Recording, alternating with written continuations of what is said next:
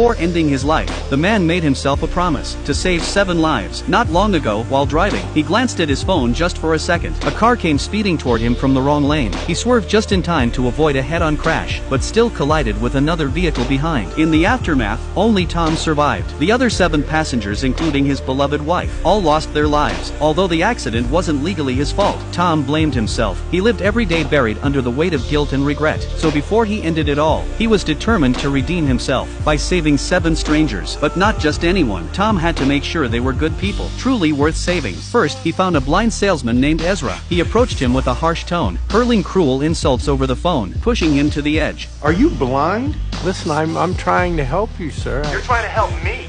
The blind beef salesman is trying to help me. I'm actually starting to feel pretty bad for you, Ezra. Because I look at my life and it is surrounded by so much beauty, and you can't see shit. Is that fair?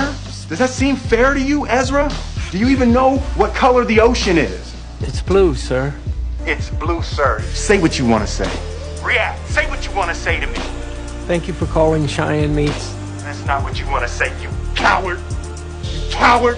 But after hanging up, Tom was overwhelmed with guilt. He shouldn't have treated such a kind soul that way. Later, he secretly followed Ezra, watching him play piano beautifully in a hotel lobby, and shyly try to connect with someone he liked. Tom walked over and started a conversation. You gonna ask her out? No. You never know. I don't think she sees me. Hearing Ezra speak awkwardly yet warmly, Tom was sure this was someone who loved life, someone worth helping. The second person he sought out was a youth hockey coach with failing kidneys. Despite his health, the man continued to teach with dedication, even using what little money he had to help underprivileged kids go to college. Tom decided this man was worthy of his liver, but the coach couldn't understand why a stranger would do this for him. Why me? Because you are a good man. No. Really? Even when you don't know that people are watching you. Next, Tom found a woman named Connie, a mother of 2, trying to escape an abusive relationship. Her boyfriend had nearly killed her. Just last month, he broke 3 of her ribs, but out of fear, she never pressed charges. No one could help her. When Tom offered her his card, she pushed him away. She didn't trust anyone anymore. That night, Connie called him. Hey, Connie. I don't know when I'm calling you, but I'm calling you. You say you could help us, and can you really help us?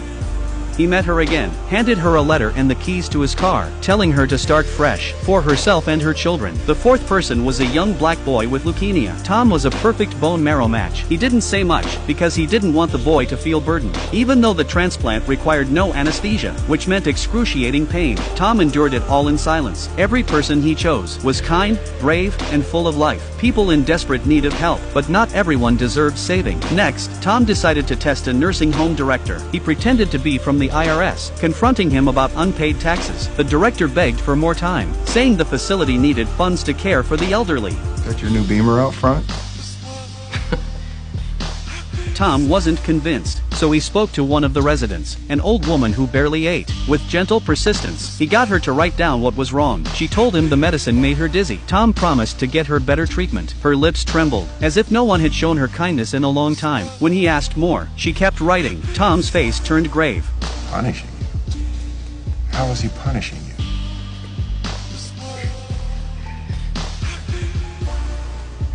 How is he punishing you, Inez?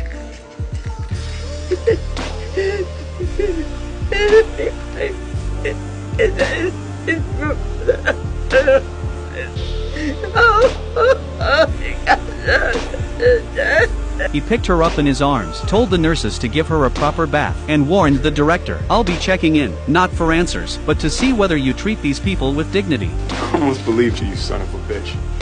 I almost believed. Tom then went to his friend Dan, and told him everything. He needed someone to take care of things after he was gone. Dan was furious. He didn't want to lose his best friend. I've known you my whole damn life! Okay? This is not something you do every day. but eventually, through tears, he agreed to honor Tom's wish. Tom had already donated one lung to his brother, and part of his liver to a woman in need. Now he had helped 6 people. 1 more remained. His final mission led him to Emily, a woman with a congenital heart condition. Tom again posed as an IRS agent, meeting her at a restaurant. He told her she owed back taxes, but Emily had just been released from the hospital. Her treatment had drained all her savings. She was barely holding on. The conversation didn't go anywhere that day. The next morning, Tom found her walking her dog. He awkwardly staged a chance encounter, and his clumsy act made her laugh. Maybe we can do this later. Yeah. As they spent more time together, Emily began to trust him. He wasn't there for money, he just wanted to help, but no one could help her. No donor had been found. Little did she know, Tom was that donor, but he didn't tell her, because as they grew closer, they genuinely connected. Why do I get the feeling you're doing me a really big favor right now? Because I get the feeling that you really deserve it. Emily started to feel something for him, and Tom felt it too. One evening, while walking her dog, Emily suddenly felt dizzy. Later that night, Tom received a call from the hospital. It was Emily. She had just woken up and didn't know why, but the first person she thought of was Tom. She said she needed someone to talk to. Do you ever think about dying, Ben? Every now and again. As Tom walked out the door, she cried quietly over the phone. "I just want to hear a story," she said. "Any story." So Tom told her one, his voice calm and gentle. Emily listened, feeling comforted and at peace. He arrived outside her hospital room, to find her asleep, phone still beside her ear. Tom carefully took the phone from under her cheek, then looked down at her, serene and glowing softly in the darkness. I lied to you. I think about dying every day. If you want to know what happens next, follow me. It must be Emily.